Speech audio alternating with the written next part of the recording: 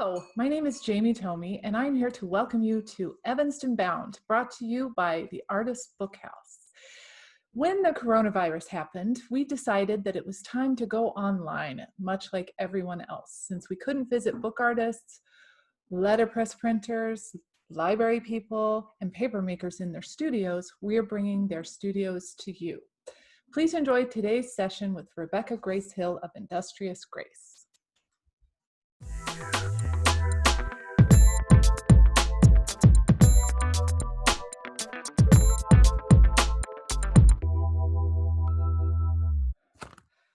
Good afternoon and welcome everyone to Evanston Bound, brought to you by Artist Bookhouse. This week we are talking with Rebecca Grace Hill of Industrious Grace. Hi, Rebecca. Hi, Jamie. How are you doing? Oh, I'm really excited to be on your show. Thank you for being here.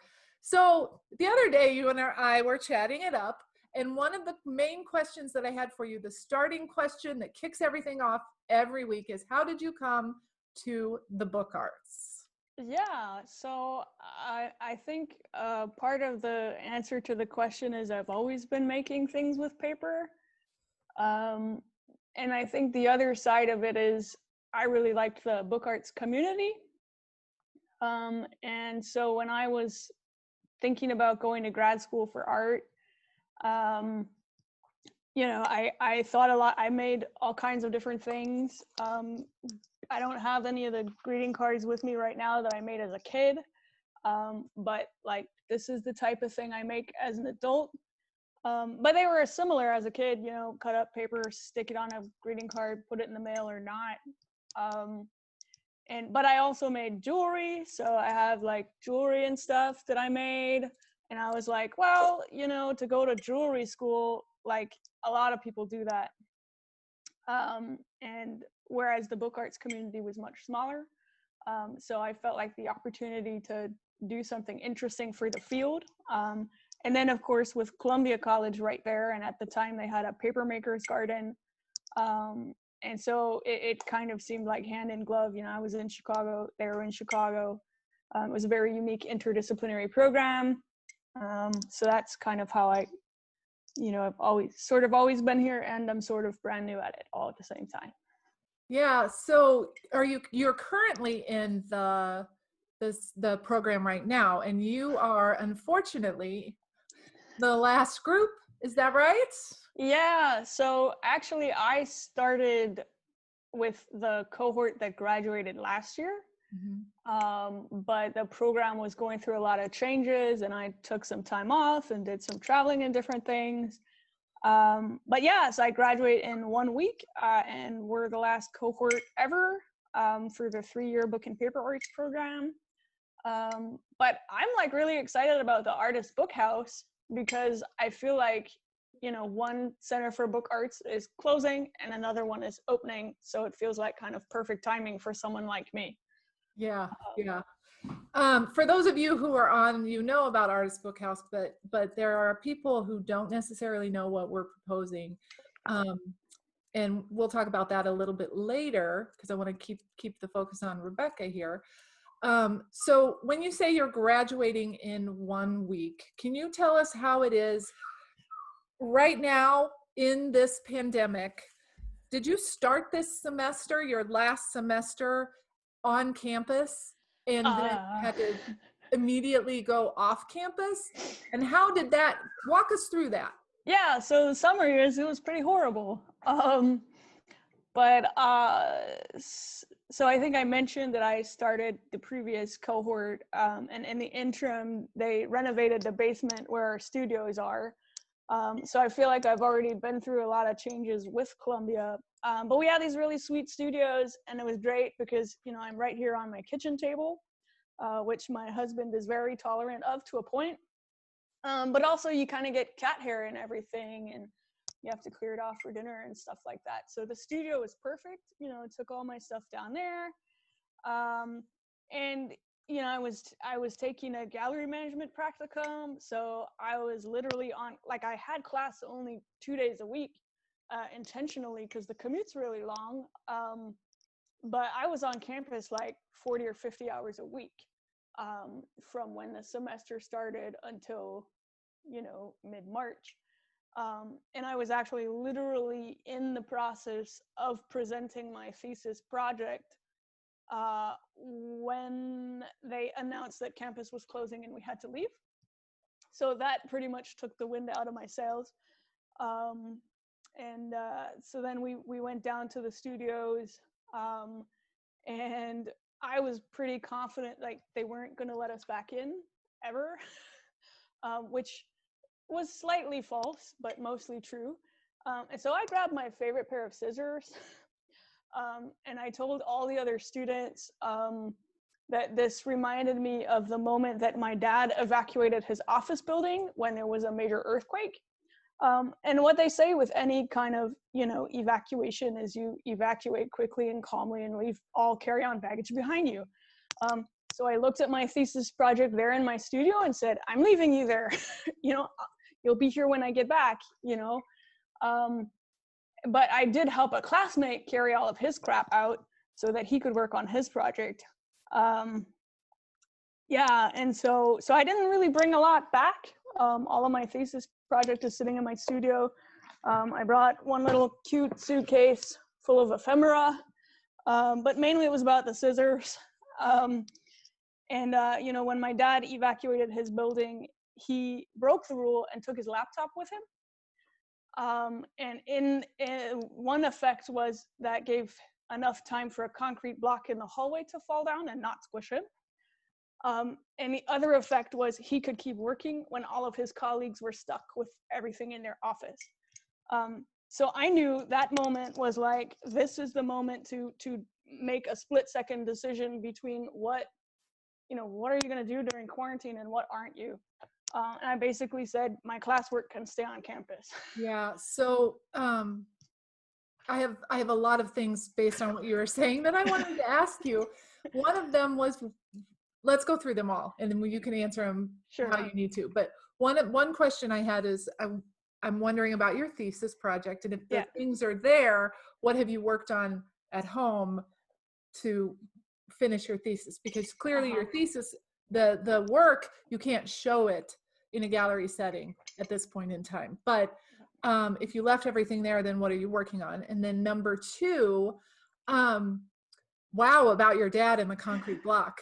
Holy cow. That is something to make work about. Have you made work about that?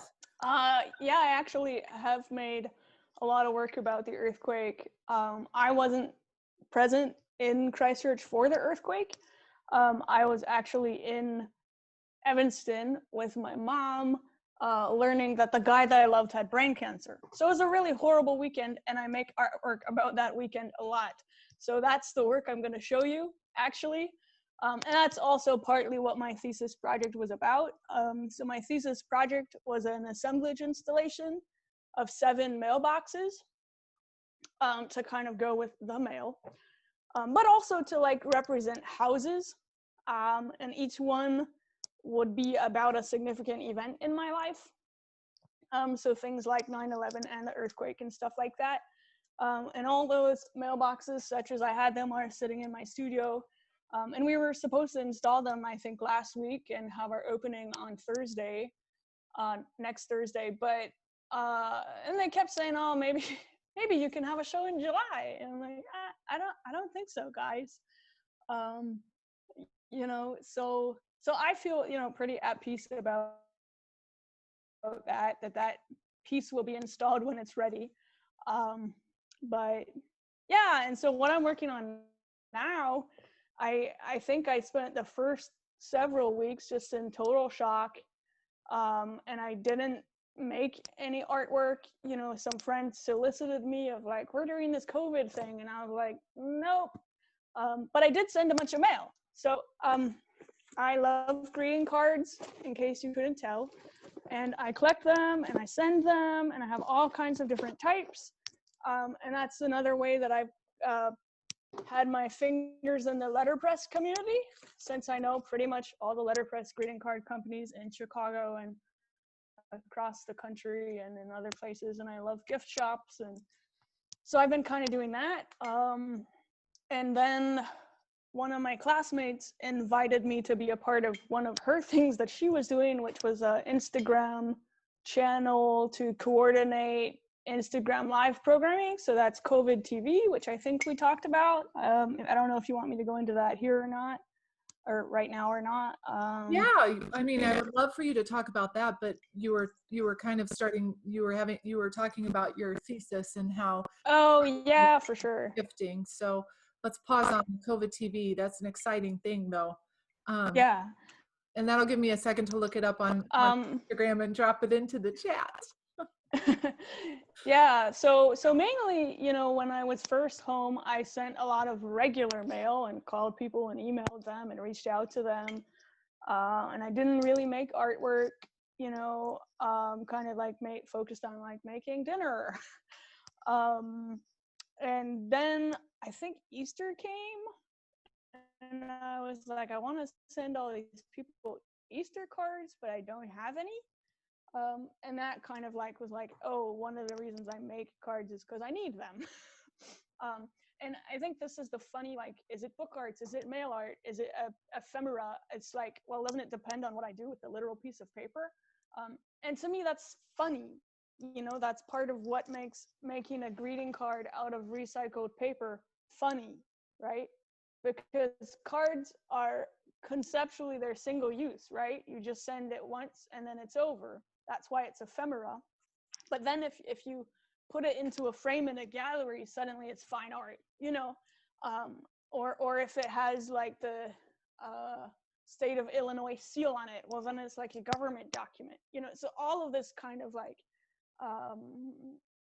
is very playful to me, and I enjoy thinking about like, when does it become something else? And I try not to define them. I try to let the works express what they feel like they are.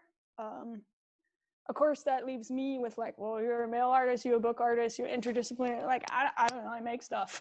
Yeah. You know, like the bound between the definitions of all of those things, and you're the sort of the Venn diagram between it all, and there's Rebecca in the middle of that little weird shape in the middle of the Venn diagram of like 20 different things is Rebecca. Right. But I feel like that's part of what it means to be interdisciplinary. And, you know, like with mail art, they focus a lot on the gift economy. You know, like you send mail for free to other people. And that's very important to me. But much like, you know, a book or an artist's book, some people argue for a very strict definition. I personally don't. Do you remember Brad Freeman from Columbia? I do remember Brad. So he's one of my thesis advisors, and I went to California Rare Book School with him. And so I have a little imaginary Brad Freeman that sits on my shoulder and tells me it's only a book if it's a codex. Now, is he on the devil side of your shoulder or the angel side of your shoulder? That's devil the or really angel? work hard shoulder. Yeah, just work, do a lot of work. He's neither or. Yeah, he's neither nor. Yeah. Okay, so go ahead. Yeah, so that's kind of what I've been up to, is sending mail. I just started making some more cards. It's, you know, my husband's always like, why do you buy cards when you make them? And I'm like, why do I make cards when I buy them? And it's like, sort of like my mom gardens, right? And she grows her own produce and she buys her own produce. You know, it's like, and this goes back to the, like, it's both and, you know.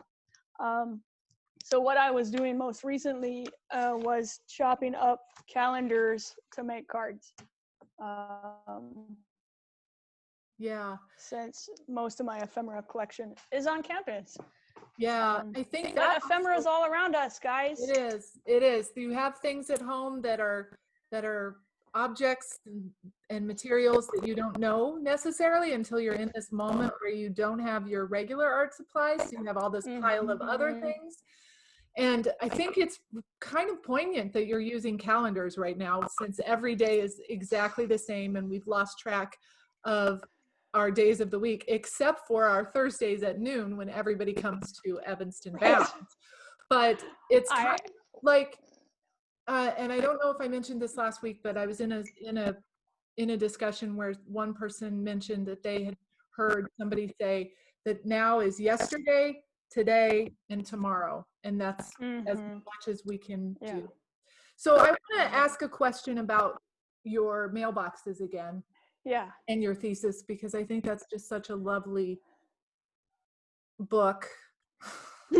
Thank you. And the idea of the mailboxes being these moments in time, and also then connecting back to your right now doing mail art and the ephemeral aspect, but it seems rather melancholy of an idea. What can you talk about regarding that sort of, I don't want you to like recite your thesis paper document. I do have it here if you did want me to say it. But just kind of speak to that part of it. Yeah, sure. Also, do you have any, you have none of that right now. You have none of those images. I believe that those objects are existing happily in a state that they're enjoying. They're lonely, but they have each other. Yeah. In the basement of 1104 South Wabash. And, I'm sure they gave us a few opportunities, if you really want to go get it, you can get it. And I'm like, what I really need is access to my studio for 6 weeks before I can install a show. Yeah. And I think, the idea that exists that we're supposed to just carry on as usual is, I think, like, that's one of the harder pieces of all of this for me. I think I just. But yeah, so the mailboxes, Oh, sorry. Yeah, I was just saying the idea that we're expected to just carry on as usual during the pandemic. I think that's one of the harder aspects for me. So I recognize that I made a choice to pause the project until the state of the world is clear. But in terms of the project itself and it being melancholy, and I've also had people say it's sort of nostalgic or Americana or from another time or whatever, which is hilarious also because these objects are here right now, right? Like they're actually in this moment too. So it's just like in sociology or literature, you talk about the denial of coevalence, which is like, oh, those people on that part of the world are way in a different time period. It's like, actually, people send mail today. We all have mailboxes today. But yeah, I think what the kind of essence of my thesis is that, when we think about the cultural shifts that were taking place across the globe before the pandemic, we had this trend towards globalization and like people being displaced from their homes. And also we had this trend of like everyone wanting to declutter all their crap. And I have experienced kind of both ends of those, having been a faithful devotee of Marie Kondo, but also having moved across the Pacific a little too much. And so I like this idea that we can fill in narratives with artwork. So, maybe you don't have your grandmother's china, but you can make an artwork that makes reference to the china or something like that. Sort of like a Memento Mori situation. Yeah. But I think that, again, like someone like Marie Kondo would say, like, if it makes you sad, don't keep it. And I think that's scientifically wrong. So I want to jump in real quick. Because you literally just said this of Marie Kondo saying, if it doesn't bring you joy. But sometimes feeling the melancholy and the grief is joy. Right. Does that make sense? So then you get into these absolutely. So then you get into these like really complex emotions. For example, Columbia College, in recognizing the fact that we're not going to have commencement, they gave us the opportunity to buy academic regalia, right? And like, I had a dream that I was like waiting in line for regalia and missed out, you know, and both of my parents have PhDs and we're a super academic family. And it's like really important to me, but I realized I couldn't like go out and buy regalia and then hang it in the closet because I would be just sad, right? Whereas maybe I should buy something else to recognize this moment, buy, make, have, right? So that, but anyway, the sort of thesis of my thesis is that having a material object basically can do emotional labor for you. It can help you remember something. There are studies that show if you handle an object, it will elicit free recall in a way that just looking at it like a picture of it won't. So absolutely, there's a sort of sentimental, nostalgic aspect, but I don't think like, I think that's sort of how we make meaning, right? You have to go back over a moment to better understand it and kind of work out the kinks. And then with artwork, you can also say like, the story I was telling myself, is that the story I want to keep telling myself? So kind of this idea of rewriting the narrative. So yeah. That makes perfect sense. I know I started talking before I unmuted, which I have a tendency to do. So, we all do. I'm going to drop your Instagram handle in here. And for some reason, I thought in my head, I was saying industrious Grace.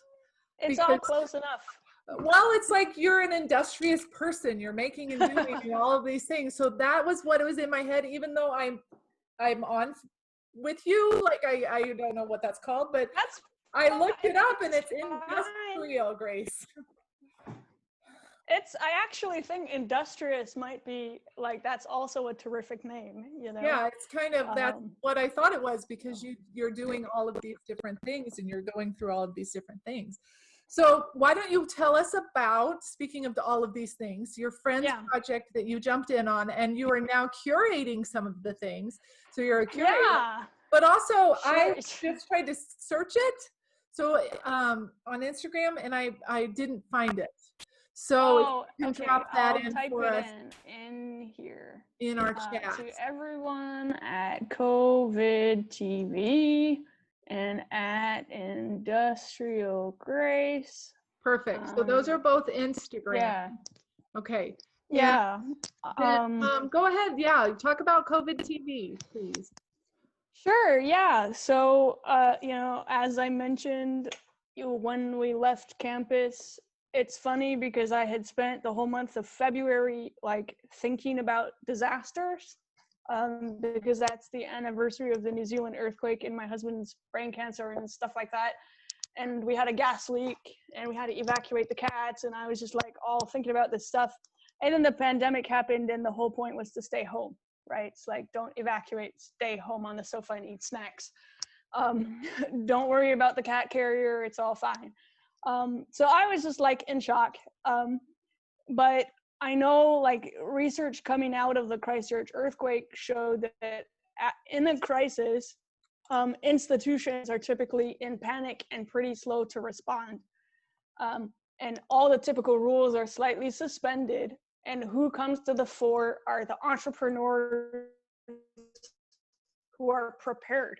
So people who have a history of taking risks and succeeding, and who are prepared in that moment to seize an opportunity. So I want to be careful not to say that a crisis is an opportunity, because typically a crisis is horrible for most people. But for a handful of people, a crisis is a moment of opportunity. And my classmate, Julia Arredondo, she's also in the same book and paper arts program. She's an artist entrepreneur. So her practice has been every couple of years, start a new business. I'm not joking, right? She has like 8 brands, you know. That is so and for her thesis. Speak about industrious. And for her thesis, she was actually doing an Instagram live show where she was trying to talk about artwork and selling and money and stuff like that. And it was really awesome. And she'd been doing it since January. So as soon as she got wind of the pandemic, she realized like everyone's going to be doing Instagram Live. No one's going to be managing it. It's all going to happen at the same time and everyone's going to be competing. So she was like, what we have to do is program a whole day of Instagram Live programming so that we can all share an audience instead of compete. And right on that first Sunday, so, you know, we left campus Thursday, Friday, Saturday, Sunday. She had it all ready. She gave me a half-hour slot, basically told me to do whatever I wanted. And I was like, I want to be clear that any other time in my life before or after that moment, I would have said no. I would have been like, that's ridiculous. I don't do Instagram Live. But in that moment, I said yes. And I just had a half-hour show where I talked about writing mail. I think the first half we wrote Julia a thank you note, and the second half, I don't know, we opened a package or something. And then that was kind of, I don't actually remember that first episode, but by the second, third week, you know, the format was established, and then my show was basically going. And so it's kind of a one-woman show. Julia was organizing all of it. And then I guess she brought some curators in, like Edra Soto. And then she was ready to be like, you know, I can't do this anymore. I have to work on schoolwork, you know, because she's getting her MFA too. Right. And so then I curated this past Sunday, I guess. And that was super fun, but also, you know, she had warned me it was a lot of work, and it was even more work than I had thought, given her warning. And it occurred to me that, you know, when people say, oh, well, that curator just curates their friends, it's like, actually, your friends are the ones that follow through, right? Yeah, like, you can clearly, as we've been noticing on Evanston Bound, we have people, we started with people that we know, and it grows from there. Yeah. So I had a really great time when I curated. I hope, and I think, again, like for me, you know, part of what Julia is up to now is like creating platforms for other people to jump off of. And so the week that I curated, I wanted to give other people the opportunity that I had been given when she invited me the first time, which was something like, I'm confident you have something cool to say. Here's a way for you to go see it and be part of something bigger. Yeah, just basically, giving people that space. Yeah. Yeah. Because a lot of the advice of like, take this moment to plan or reflect or do your next big project, it's like, I was in the middle of a big project, you know, like I was yeah, prepared, your big I was project working, was thwarted. So now you've got all these other things filling that space. Yeah. So that's what's up. COVID TV's, I think, taking a break at least this week and probably next week, because May 15th is when we were supposed to be, you know, having commencement. So yeah, and I think that kind of ties a little bit back to like my thesis project, like you said, being about commemoration or something like that. But also I wanted to talk about, for my thesis project, this idea that, you know, in the culture that I grew up in, you know, we tend to think of time as a line with, you know, the past and the present and the future. And like somehow the past is fixed and has already had its impact on the present. But if you think about like in your brain, or I think like The Time Traveler's Wife is a good example, Audrey Niffenegger's book, where the character kind of freely moves between all the important moments of his life, but he does it literally, whereas we always do it in our mind. Right? So we're always thinking about that one time someone said something stupid to us, or wedding day, or, you know, the moment of our grandmother's death, or like all these things kind of all at once. And so they're always, it's like the past and the present are always interacting. And the same thing about places, right? Like we're all cut off from one another right now, but, you know, for immigrants or people that have switched countries or cities or moved or whatever, they've already been separated, right? So like I can't take my husband around my high school, you know, because it's in another country. Whereas every time we drive through to his parents' house, he can tell me, oh, when I was a little boy, such and so, right? And it just like comes out of his mouth. And So I want my work to recognize that in our minds, all these things are at once. That the past moments and the past places are all here with us at the same time. So in that way, the past is very alive. I don't, yeah, I don't, I don't, go ahead. I have no idea if that would come across in the artwork or if the artwork would just look old and creepy. No, I think that all of that inner work that you're doing is sort of like when an actor develops a character. And we may not know that that character sucked their thumb when they were 8 or whatever, but the actor knows, and it comes across in some ways because you can feel that in the performance. So I feel like that's what you are imbuing your work with, that people are going to get that, because arts to me and books to me are feelings inherent in actual form. Does that make sense? I hope so. But I think that you and of course I've only seen images of the work, so I'm not been present looking at it and passing through it and going through the pages as such and going through the narrative as such.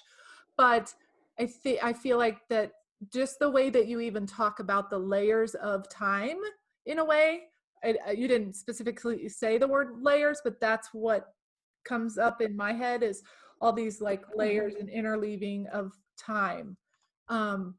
Today, and your husband's driving through and saying, oh, this when this happened, you guys are living in his layers of time. Right.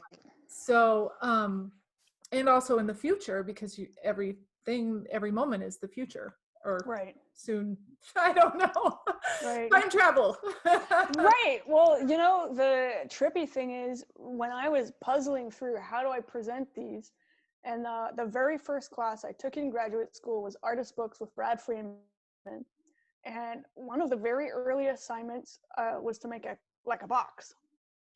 And it's this open secret that I hate measuring, and the woman that I sat beside measured everything 400 times. She's extremely meticulous and her work is amazing. It was very difficult for me and her to sit next to each other. And so I had finished my box, making it up as I went along before she had even finished measuring her pieces. And in my heart, I said, I never want to make a box ever again. And when I said that, this realization of boxes will always be with you kind of settled on me. And I was like, oh no. And I have always liked assemblage work like Michael Domingue and John Barrero and, Rhonda Wheatley and Tracy Hall and all these people who put things in boxes, and call them shrines or assemblage, Joseph Cornell, all this kind of stuff. I had never really done them so much. So I didn't know, right? It's I don't come from the kind of background to make a shrine or a Thai spirit house or something like that. So I was really puzzling over this. And then a previous classmate out of the blue was like, I'm going to be in Chicago and I want to visit your studio tomorrow at 11. Is that fine?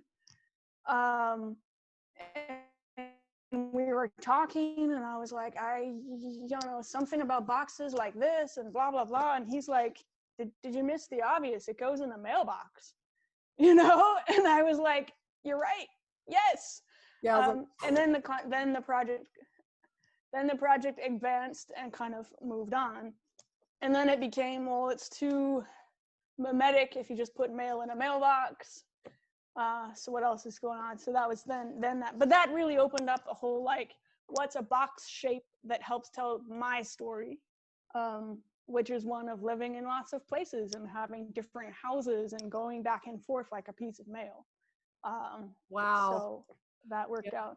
That's fascinating how your first box and then you're like, boxes are in my life, but I hate them. And I love that. That's a metaphor for something, I gotta say. Yeah. Well, I toyed with the idea of putting the work into tiny moving boxes, and a lot of times people use suitcases or whatever, and all this kind of imagery is super overused. I feel like but the mailbox also, it's not itself in transition, right? Like a mailbox is a fixed point, whereas a suitcase or a backpack or something like that has an element of like it's on a journey too. I don't know. Somewhere. Yeah. It's going And somewhere. that same friend recommended that I read Black Quantum Futurism, Oh, which does talk about this idea of like maybe time isn't so linear. It was really a mind-blowing book, and I don't know what to think about it, but definitely like thinking about these layers, and if the past and the present are more present together than we thought, then wouldn't the future be too? yeah. Wow. Wow. I think we had a little glitch. So we have a question in the chat. Maria Burke is asking, what was the book that you were talking about? What's the title of it? Oh yeah, the book. Yeah. Let me look So the bookshop.org. So the artist that I spoke to is Victor Lee Givens, and he recommended Black Quantum Futurism. It's a really short book. You can probably, I read it in like 45 minutes while on a plane. Theory and practice. Yeah, Okay. yeah, so it's very brief, but it's extremely mind-blowing and dense. I'm dropping the link for bookshop.org in there for anybody who wants to order it. We're definitely, of course, as Artist Bookhouse and as individuals, supporting bookshop.org right now because of all of the things that are happening with our favorite bookstores. Yeah. Go ahead. Yeah, so I didn't actually write about any of that theory in my paper, although I did talk briefly about other theories of time. And if anyone wants to see my paper, I can send that. It's long. But yeah, so that's kind of what my thesis was about. And you know, the other thing with the master's degree was like I really felt like, how can you get 10 years of experience in 3 years? You know, that doesn't seem like technically possible. And so then I thought, instead, what have I been doing for the past decade, and how can I make a project that summarizes all of that? And the answer was like using material culture to think through like life's significant moments. And someone recently asked me like, oh, well, like, what kind of work will you make about COVID? And I'm like, check with me again in 10 years. You know, like, yeah, because it takes that long to process. Yeah, for sure. Yeah. So shall I show some of the work? Yeah, let's look at some pieces here. I'm going to mute again, and I'm going to actually put you as the spotlight video. Cool. And we'll see how that works there. Okay, all right. Perfect. Okay, so here's this guy's my poster child. It's an assignment we did for art school, where someone wrote a poem about triangles. Anyway, so this is referencing my husband's brain cancer, but also puts it on a map with like an atlas book at the bottom here and stuff. And this is a print on canvas. I scanned the artwork at the Northwestern Music Library because they have a really fancy scanner over there. And anyway, that piece. And then I had a solo show in New Zealand. So when I was a little girl, there had been a neo-Gothic art center that used to be the university, and they would have art markets every weekend and had studios there and everything. And as a kid, I always fantasized about having a studio there or a show. And then after the earthquake and they were getting repaired, they ended up with a community gallery, which I rented out and had a show where I had artwork about the earthquake. And then after that, back in Evanston, I had a show where I talked about that one weekend where I learned about my husband's brain cancer and the earthquake at the same time. And so, yeah, so these are works from those shows. And they're framed here in wood that was reclaimed from buildings that were torn down because of the earthquake. And again, you can see that I'm kind of boring, right? That I stick to one tiny little collage size for the most part. And in this case, I put them in frames. So I don't know if that's like, seems boring to me sometimes.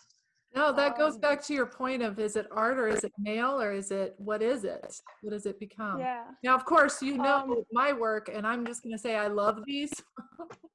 This is my aesthetic, and Right? these are just so stunning, especially knowing the story behind them, that they're about that weekend and that the wood in the frames means something. That reminds me of the paper making project. Somebody help me out here. Amy Jacobs, type it in the chat. But the one where they do the veterans uniforms, they make paper with our friend Drew. What's the name of that project? Somebody type it in the chat for me. Combat paper. Amy Jacobs for the win. Yes, yes. So the things that go into the project have meaning before before the layers start layering on top of that meaning. Okay, right. I'm gonna mute again. That idea of like transforming the material, and also, you know, I know that like it's not always trendy to like talk about aesthetics or beauty, and obviously not all of my work is like canonically beautiful, and that's fine. But I think this idea of making something more beautiful or attractive than it was, right? Which is kind of the idea. If something horrible happens, what you want is something that addresses the situation and makes it into a new kind of beautiful, right? Like a lot of people keep saying that we'll just get over COVID, you know, but like you don't just like get over brain cancer or an earthquake or even frankly like spraining your ankle. Like I didn't just like get over that, right? And so this idea of like over, it's really more about there being an after, and how do you make the after better. So this one was about the actual earthquake, its moment. So that's the seismic wave there. It's kind of hard to see this one. I guess the light's reflecting off it kind of weirdly. And then I also realized that the two I really wanted to show you were at my studio. But that's you can see the okay. pictures. You can see the pictures of those in the grad student profile that they're going to make. And another interesting thing to think about, I don't know if you can see, there's like a woman here and then like a baby. So one of the interesting things about the Christchurch earthquake was that before the earthquake, you know, if you measured like how happy and stressed out and stuff were the kind of white kids versus the indigenous kids, naturally the white people with white privilege were happier and better off. But a really interesting thing happened after the earthquake, which was that the whole area experienced a mental health crisis, but that the Maori children were more resilient. And one of the reasons was because in their culture, they already have stories about earthquakes, and that he's personified as a baby in utero. So the god of earthquakes is literally a baby. And that they, you know, like the white people were colonizers, and the way that the earthquake worked is that it mainly damaged historic buildings. And so then they were like, they felt displaced in their own kind of, or own country, right? So that was kind of interesting. And so that suggests again that the story we tell about the situation we're in makes a big difference. And I know some people have been upset that like, when I'm like, oh, I'm stuck in my house during lockdown, they're like, you're hibernating at home during a stay-at-home order. And I'm like, that's also true. Things can be true at the same time. Right, and that we all process these things differently.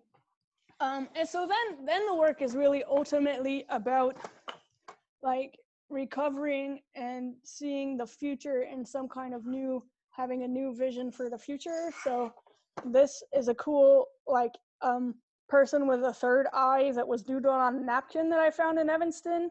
And I'm sorry, the light's kind of reflecting off here badly, but there's like a ray of light coming out of them. And you found that on a napkin somewhere?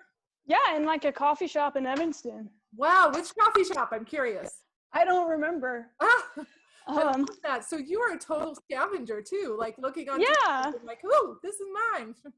Yeah, I mean, so like when people say like, where do you get your ephemera? I'm like, have you opened your eyes recently?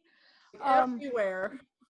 But at the same time, like, there's like cool ephemera and there's like crappy candy wrappers you want to leave on the ground. So, but I've always been interested in artwork that basically takes garbage or something nobody wants and turns it into something cool. And that kind of like retelling a story or usurping a narrative or something has always been interesting to me. Sort of changing the paradigm and changing the idea, not in the moment necessarily, but in the after the recovery portion, or during recovery or whatever. Something like that, yeah. Something like that. The other day when you and I were chatting, there was a phrase that stood out to me in our pre-production conversation. You said something about artists as art first responders. Oh, yeah. Yeah, can you talk a little bit about that in our last bit of time here? Sure. So, as I mentioned, my friend Trudy in New Zealand had done that research on the entrepreneurial response following the Christchurch earthquake. And also, I think I had mentioned that our gallery management practicum professor had this hilarious saying, like, there's no such thing as an art emergency, because we, like, we can hang your artwork on Monday. You don't have to call us at 3 a.m. on Sunday, But then, thinking about all of that in context with the readiness to respond to COVID, right? Or it could have been anything, right? I think people keep saying, like, I never imagined this would happen. But I also feel like all of us should consider, like, what would it mean to not be able to work for 3 months? Because even if it's not a global pandemic, there's really all kinds of reasons an individual might be out of their normal routine for an extended period of time, such as, cancer diagnosis, natural disaster. Like, you can go to. I think you froze, Rebecca. But you froze back there. The last thing I heard was natural disaster. Yeah, and that or. Oh no, she's frozen. Right, stuff that might happen to you. Okay, there you go. So each person might have their own list of unexpected things that would happen in their life, that we could prepare for, right? So if I, as a household, had been prepared, not necessarily for a pandemic, but for 3 months of total disruption. Uh-oh. She froze again. And I think we can see, like, the mortar. You froze again. Hello? Rebecca, are you there, honey? Oh no. We lost you there for a minute. Are you there? Yeah, I'm here. Can you see me? Yeah, I can see you. Now you're moving. You're unfrozen. Okay, great. Yeah. So you were saying that if you as a household had prepared for 3 months of sort of unexpected disruption, right? Or if, like, if I think about the brick and mortar stores that just had a brick and mortar and didn't also have a website, it's harder for them to pivot. So as we think about, like, people who are prepared to adapt. Oh, she froze again. Adapting before. Yeah. And so when I thought about, like, my friend Julia with COVID TV, it's like, insofar as this is the love of Zoom. Or that the art community, like, it is analogous to other communities. It's like, no, I'm not an EMT. I don't want to be. But, like, the first thing that I did was, like, send mail to people, right? Mm-hmm. Whereas the first thing she did was, like, launch an art business. Right. And at the moment that she did it, just like with flattening the curve, like, the sooner you do that, the more it's magnified, because in a crisis, any little thing has a much bigger impact, right? And we know from, like, medical first response that first moment, like, it determines whether they live or die, and everything after that's kind of gravy. very important gravy. Yeah, very much needed gravy. And so, yeah, so I think that I know, like, there are people who were ready in that moment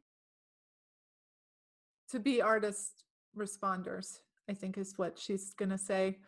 She's frozen. I don't know what's happening. We lost you again, Rebecca. Okay, I'm going to take this moment to see if everyone can hear me. Is anyone else frozen? Everyone else is there. Rebecca, are you back? Rebecca, are you back? Hi. Hi. Okay, good. Yay. Sorry, everyone. That's okay. That's okay. Hi, everyone that's here. Hi again. Seeing all of your names for the first time. Okay, so I love the idea of artists as first responders because that takes care of our sort of our mental health right now too. Thank you so much, Rebecca, for talking with us. It was my pleasure. We put your information in the chat, and if anybody wants to email you, can they do that, or do you want them? Yeah, to for sure. Instagram. So I'm industrialgrace@gmail.com. So thank you everyone for joining us today. And next week, we are so lucky that Ken Gerlieve is going to be our guest artist. So same time, same place, talking with Ken. Have a good day. Bye. Thank you for joining us for this edition of Evanston Bound, brought to you by Artist Book House. Today, we visited with Rebecca Grace Hill of Industrial Grace. If you want to find out more about her work, please follow her on Instagram at Industrial Grace. And if you want to find out more about Artist Book House, please go to our website at artistbookhouse.org and click on that donate tab if you want to help support more programming like this. We really appreciate it. Even $5 matter. Thank you, thank you. My name is Jamie Tomey. We appreciate your viewing our videos.